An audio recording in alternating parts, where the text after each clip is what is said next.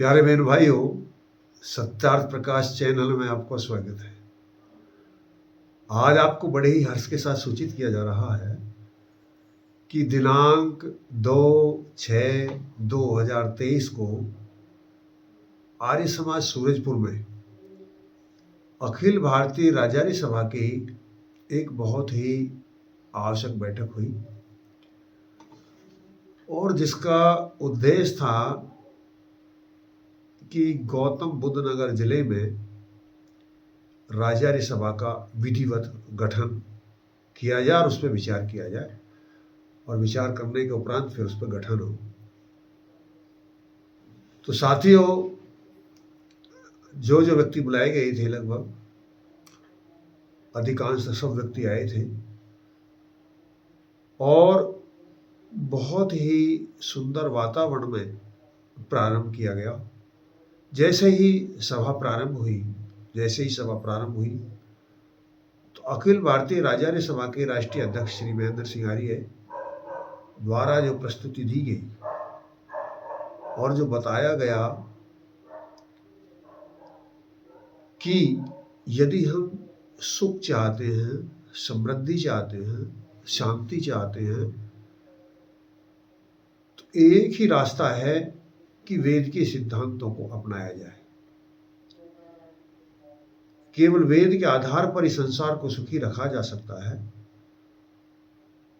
और जब वेद आधार मानकर सुखी रखा जा सकता है तो फिर बताया गया कि आवश्यकता है कि जो वेद का विशेषज्ञ रहा हो।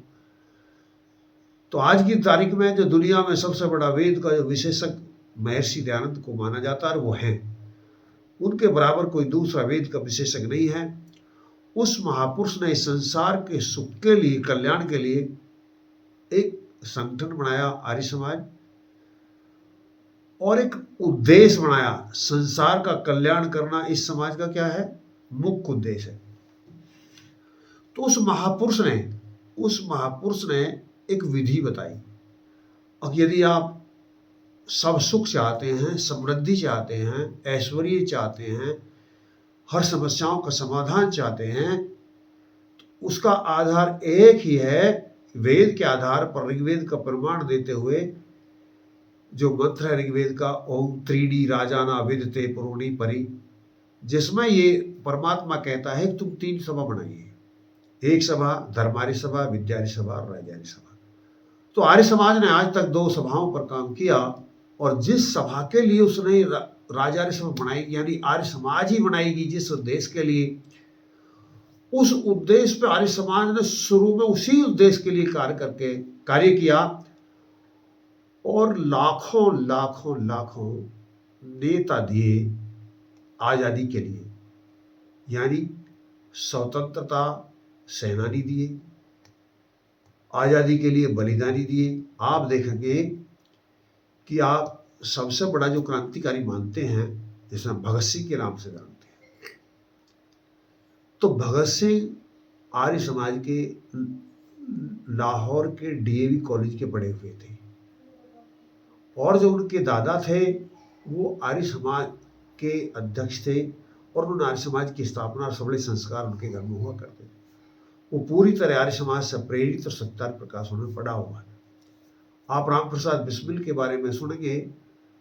राम प्रसाद बिस्मिल एक ऐसा व्यक्ति था, युवा था, जो दिग्भ्रमित था, व्यसनी था, लेकिन शाहजहांपुर की आर्य समाज में एक दिन जाकर के वो एक सत्संग में जाता और वहाँ एक स्वामी जी प्रवचन कर रहे थे। उन प्रवचनों को सुन के वो व्यक्ति इतना प्रभावित होता है कि आर्य समाज में आना जाना, ये संकल्प कर लेता है कि मैं आर्य समाज, विषय बहुत लंबा है, सत्यार्थ प्रकाश पढ़ने के बाद में यहाँ तक स्थिति आ जाती है। उसके पिताजी कहते हैं कि भाई या तो आप आर्य समाज को छोड़ दीजिए या मेरे घर को छोड़ दीजिए। तो राम प्रसाद बिस्मिल जी कहते हैं, पिताजी मैंने छोड़ दिया। क्या छोड़ दिया? आपका घर छोड़ दिया। ऐसी आपने नाम सुना होगा लाला लाजपत राय का। लाला लाजपत राय जब यहाँ पर अंग्रेज साइमन कमीशन लेकर के आ रहे थे, उसका विरोध करने के लिए जो यहाँ प्रदर्शन और धरने विरोध हो रहे थे, तो उसका नेतृत्व लाला लाजपत राय जो कर रहे थे, जिन्होंने इस देश को नई बैंक भी दी थी, वो व्यक्ति आर्य समाज के बारे में कहता था कि आर्य समाज मेरी माँ है। तो जितने ये क्रांतिकारी थे उन सब की वजह से ही ये देश आज़ाद हुआ था। लेकिन अफसोस है कि जब देश आज़ाद हो गया, इसकी व्यवस्था संभालने के लिए आर्य समाज पीछे हो गया। यानी जो वो व्यक्ति जो वेद के जानने वाले थे, आर्य समाज इसका मतलब ये नहीं है जिसने जनेऊ पहन रखा हो या कोई पंडित हो, ऐसा मतलब नहीं हो। वो किसी भी जाति में जन्मा हो, चाहे वो मुसलमान हो, चाहे वो सिख हो, चाहे वो ईसाई हो, जो वेद की बात को मानता है, परमात्मा के विधान को मानता है, वो सब आर्य है। तो ऐसे व्यक्तियों की वजह से जो हम ये विषय बता रहे हैं कि इन पर चर्चा हुई, और इस विषय को आर्य समाज द्वारा अनदेखा कर देने की वजह से जितनी स्थिति अच्छी इस देश की होनी चाहिए थी उतनी अच्छी स्थिति नहीं हो पाई। वो बात अलग है, समय समय पर आने वाले व्यक्तियों ने बहुत यत्न किया, प्रयास किया, और आज हमारा देश मोदी जी के नेतृत्व में बहुत कुछ उन्नति की है। योगी जी बहुत कुछ कर रहे हैं। लेकिन वहाँ जब प्रसंग आया था सभा के अंदर कि जब तक नीति ठीक नहीं होगी तो कितना ही बढ़िया नेता हो और कितनी बढ़िया नीयत हो, बढ़िया नीयत वाला भी और बढ़िया नेता भी कुछ नहीं कर सकता जब तक नीति ठीक नहीं होगी। और जो हमारे देश की नीति है वो अंग्रेजों के ऊपर है, जो अंग्रेजों ने बनाई थी वो अंग्रेजों आधारित है, वो वेद के आधारित है नहीं। यदि वो वेद आधारित होती तो जो हमारा देश दुनिया में धर्म गुरु था वो क्या बिना धर्म निरपेक्ष व्यवस्था होती। और अफसोस की बात है, सब धर्मनिरपेक्ष होती है लेकिन यहाँ सब कुछ धर्म के आधार पर दिया जाता है, यानी संप्रदाय के आधार पर दिया जाता है, जाति के आधार पर दिया जाता है। तो एक ऐसी विडंबना, कैसी उल्टी बात है। खैर, वहाँ जो विषय बताया जा रहा था, बताया गया कि उस महापुरुष ने क्या दिया था।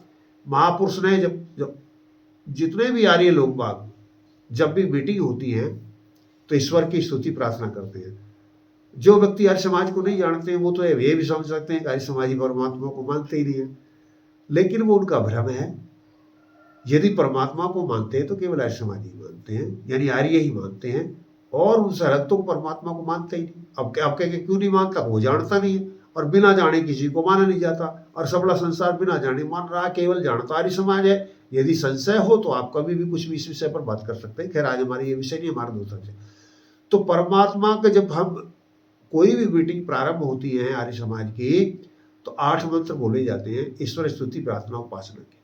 जो पहला मंत्र बोला जाता है ओम विश्वानि देव, ये मंत्र कह रहा है, ऋषि जी इसकी व्याख्या ऋग्वेद आदि भाषा भूमिका में करते हैं कि हे परमात्मा, मेरे अंदर जितनी कुटिलता, जितने पाप रूप, मेरे जितने दुर्गुण, जितने दुर्व्यसन, मेरी जितनी दिक्कत, जितनी दरिद्रता, जितने मेरी ठोकर, कोई भी दिक्कत मेरे रास्ते में है, सबने क्या कर दीजिए, मुझसे दूर कर दीजिए, परास में कर दीजिए, और जितने कल्याणकारी भद्रम चीज है उन्हें मुझे दे दीजिए। तो इसमें क्या, अब भद्रम की व्याख्या जो मैं विषय बता देना चाहता हूं, इस विषय पर मैं विशेष बल दे रहा हूं कि जब भद्रम की परिभाषा ऋषि जी करते हैं तो कहते हैं कि भद्रम जब बनता है कि एक तो ये सांसारिक हमें आध्यात्मिक ज्ञान और चक्रवर्ती राज्य की प्राप्ति, वो महापुरुष कहता है। और जब 8वां मंत्र लास्ट में सब आर्य समाजी बोलते हैं ओम अग्नये न सुप्ताराय अस्मान विश्वानि दे। जब इसकी व्याख्या करते हुए ऋषि जी लिखते हैं, रोज इसका अंतर आर्य समाजी बोलते हैं कि जितने मेरे कुटिलता युक्त पाप रूप कर्म हैं इन समय मुझसे दूर कीजिए और मुझे राज्य आदि ऐश्वर्य की प्राप्ति कराइए। अफसोस है रोज हर आर्य समाजी हर मीटिंग में ये मंत्र बोलता है, हर यज्ञ के पहले विश्वानि देव मंत्र बोलता है, हर यज्ञ के पहले अग्नि आदि का मंत्र बोलता है, हर संध्या से पहले महर्षि दंत की पंचमहायज्ञ विधि को बोलता है। लेकिन महर्षि जी पंचमहायज्ञ विधि में कहते हैं कि हमें राज्य आदि लक्ष्मी परमात्मा दीजिए, और हमारी इस विश्व की व्यवस्था हमारे हाथों से कराइए।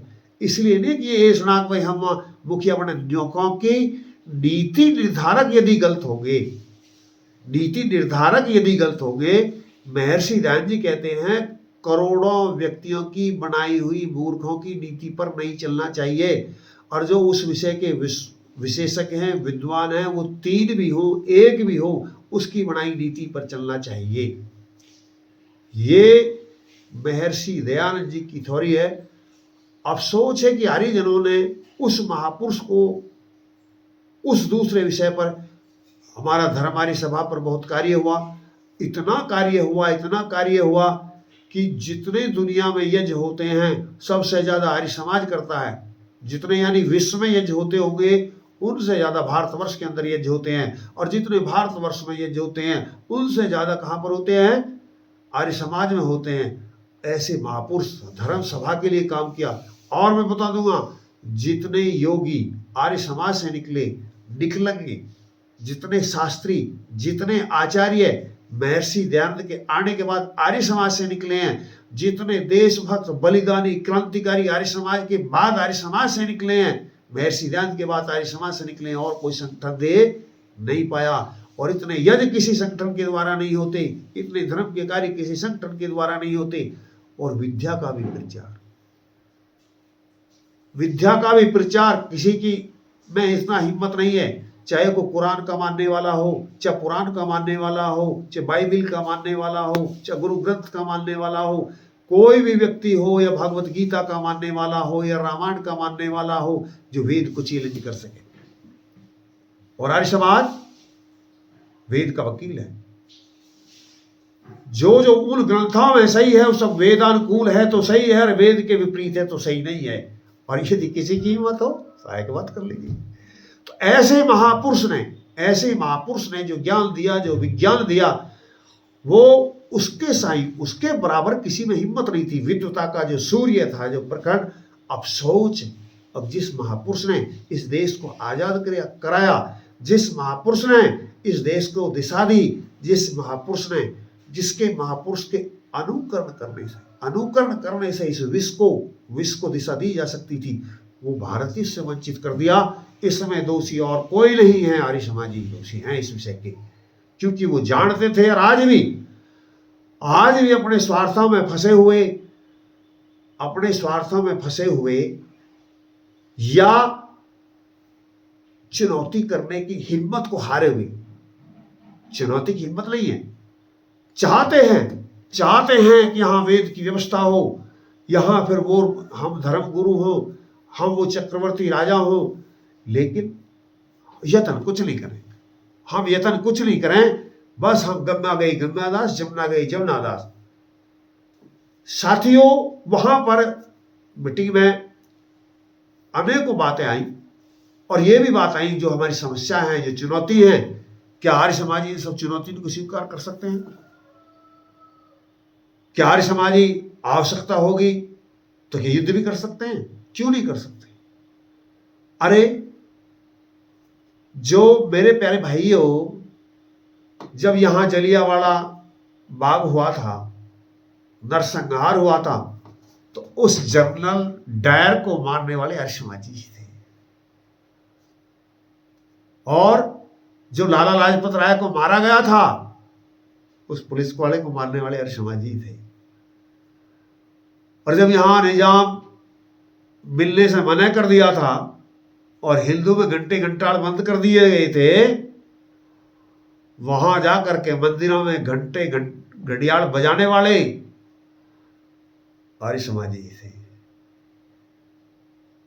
आर्य समाजी से मतलब, आर्य से मतलब है, मेरा ये वर्ग विभाजन करना आशय नहीं है बिल्कुल भी।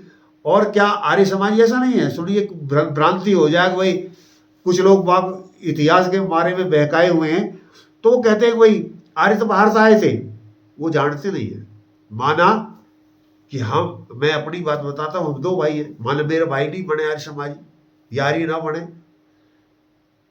और मैं ये क्या कहना चाहता हूं, जो व्यक्ति विचारवान है, जो ज्ञानवान है, जिसके पास में तार्किक बुद्धि है, जो पढ़ा लिखा है, वो आर्य है उस विषय का। अब आप कह सकते हैं कि क्या आर्य पढ़े लिखे हैं और पढ़े लिखे नहीं होते? आप प्रश्न कर सकते हैं, बिल्कुल सही बात है। लेकिन आप जिस विषय के पढ़े लिखे हैं, आप उस विषय में जानते हैं। इस विषय के पढ़े लिखे नहीं हैं। यदि इस विषय के पढ़े हुए होते तो आर्य होते, आर्य समाजी होते। आप इस विषय के पढ़े लिखे हो नहीं, इसलिए हमारी समझ नहीं हो। और ये मेरा दावा है, ये मेरा सोच है, विचार है, आग्रह है, सभी बुद्धिजीवियों से निवेदन है कि आप शांति के लिए, हमारा मोदी से विरोध नहीं है, सपा से विरोध नहीं है, बसपा से विरोध नहीं है, किसी से हमारा विरोध नहीं है, हमारा नीतियों से विरोध है, बुराइयों से विरोध है, चाहे ना हमारा पंडितों से विरोध नहीं। हमारा आपको लोग, मैं क्यों कह रहा हूं, कुछ कहते हैं यार समाजी पंडितों की बुराई करते हैं, सबका खंडन करते हैं, मानते नहीं। अरे हमारा पंडितों से विरोध नहीं है। यदि हमारा पंडितों से विरोध होता तो महर्षि नाथ को गुर्जर थोड़ी था, नाई थोड़ी था, जाट थोड़ी था, राजपूत थोड़ी था, वो पंडित ही तो था। तो हमारा पंडितों से विरोध कैसे करें? हमारा बुराई से विरोध है, चाहे वो कोई भी व्यक्ति हो, हम उस बुराई का विरोध करते हैं। तो जब ये बातें वहां हुई, हर समस्या पर हमारे जो बहुत ही यशस्वी प्रधान हैं, उपाध्यक्ष श्री मुकेश आर्य जी, उनके द्वारा आने वाली हर समस्या, हर दिक्कत से संगठन को अवगत कराया गया। और ये समस्याएं हमारे सामने आएंगी, इन सब चुनौतियों को हम कैसे पार करेंगे, या हम इन चुनौतियों को देख करके रुक जाएंगे। तो वहां मैं बता दूं, बड़े हर्ष के साथ जो हमारी टीम थी, बड़े हर्ष के साथ उन्होंने हर्ष के साथ उस चुनौती को स्वीकार किया। और हर समस्या कोई भी आएगी, हम उसका बिल्कुल, यहाँ तक कि चाहे हमें सन्यासी होना पड़े, हमें बलिदान देना पड़े, हमें युद्ध करना पड़े, हमें आंदोलन करना पड़े, हमें संघर्ष करना पड़े, हमें घर छोड़ना पड़े, पर हम सब कुछ करके इस देश की रक्षा के लिए, इस देश की शांति के लिए, इस समृद्धि के लिए, विश्व के कल्याण के लिए, वेद के सिद्धांत को स्थापित करने के लिए राज आर्य सभा को स्थापित करेंगे। और इसी परिप्रेक्ष्य में हमारी बहुत ही विदुषी बहन एक इंदु आर्य जी,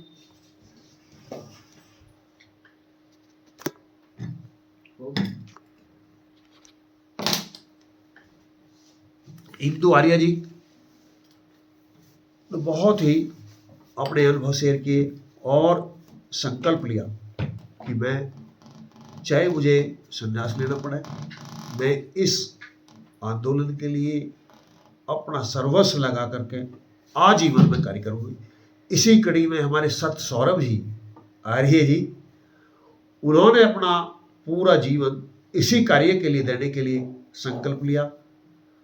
और हमारे मोहन देव स्वामी जी हैं, जो राज्य आर्य सभा के मैं जनक कहूँ तो कोई अतिशयोक्ति नहीं होगी, उन्होंने अपना पूरा जीवन लगा करके इसको अब तक पल्लवित और पोषित किया। और हमारे राज्य आर्य सभा के प्रवक्ता, बहुत ही जो तार्किक बुद्धि रखते हैं, इस विषय के विशेषज्ञ हैं, श्री करण सिंह आचार्य जी, और जो हमारे मंत्री बनाए गए, जिले सभा के मंत्री बनाए गए श्री यशवीर आर्य जी, श्री यशवीर आर्य जी, उन्होंने सभा को संबोधित किया और पूरा जीवन इस मिशन के लिए, मेरे साथियों, गुलछर्रे मारने के लिए तो बहुत दुनिया है, कहीं मंत्री बनने के लिए, कहीं कुछ बनने के लिए, लेकिन यहां आकर के क्रांतिकारियों की टीम में आकर के जो अपने सर्वस्व देने के लिए तैयार हैं, उनमें हमारे यशवीर श्री आर्य जी को मंत्री बनाया गया। और उन दोनों नायकों को, श्री दिनेश आर्य जी और श्री यशवीर आर्य जी को ये दायित्व दिया गया कि वे आप अपने जिले की पूरी टीम बनाइए। और 11 तारीख आ रही है, 11 तारीख में श्री जो हमारे राम प्रसाद बिस्मिल जी थे, उनकी जन्मदिन है। हम उनका जन्मदिन ग्राम तिलपता में भारतीय आदर्श इंटर कॉलेज में मनाएंगे। और वहाँ विधिवत जो राज्य आर्य सभा है उसकी घोषणा और गठन कर दिया गया है, उसकी घोषणा पूर्व वहाँ कर दी जाएगी। तो ये व्यवस्था वहाँ पर रही। जो आपकी कल की मीटिंग है, इसमें मैं ये कहना चाहता हूँ उन भद्र पुरुषों से, उन श्रेष्ठ बहनों से, कि जो इस देश की आज़ादी के लिए आज भी वैचारिक आज़ादी है, हमारा पहला आंदोलन क्या था? हम स्वदेशी चाहते थे, लेकिन आज हम क्या चाहते हैं? स्वदेशी चाहते हैं। आज हम स्वदेशी चाहते हैं। आपको पता है महाभारत का युद्ध किस बात पर हुआ था? इसी शब्द पर हुआ था। अर्जुन जी कहते थे कि ये मेरे स्वजन हैं, लेकिन कृष्ण जी कहते थे अरे स्वजन तो है लेकिन सुजन नहीं है। हमें गर्व है योगी जी के ऊपर, गर्व है मोदी जी के ऊपर, गर्व है उन सभी देशभक्तों के ऊपर, उन नेताओं के ऊपर जो देश के लिए रात दिन चिंता करते हैं, देश के लिए रात दिन कार्य करते हैं। लेकिन हमें दुख भी है कि ऐसी नीति जो भारत को गरीबी की तरफ ले जा रही है, पतन की तरफ ले जा रही है, अज्ञानता की तरफ ले जा रही है, शोषण की तरफ ले जा रही है, असंतुलन की तरफ ले जा रही है, उन नीतियों को भी जब तक नष्ट नहीं किया जाएगा, कितना ही अच्छा नेता जब तक नीति अच्छी नहीं होगी कुछ नहीं कर पाएगा। अच्छी नीति होते हुए, अच्छा नेता, अच्छी नीयत होते हुए, अच्छा नेता होते हुए भी कुछ नहीं कर सकता जब तक अच्छी नीति नहीं होगी। और अच्छी नीति केवल कहाँ से मिल सकती है? वेद से मिल सकती है। वेद के बराबर अच्छी नीति कहीं नहीं है। और उनका वकील कौन है? आर्य समाज। और उनका वकील कौन है? राजारी सभा। तो आप सबसे अनुरोध है, यदि आप चाहते हैं कि देश में समृद्धि हो, सुख हो, शांति हो, अच्छे नेता, अच्छी नीयत, अच्छी यहाँ की विचारधारा हो, तो आप राजार्य सभा की बात को मानिए और राजार्य सभा के सदस्य बनिए। ओम शांति।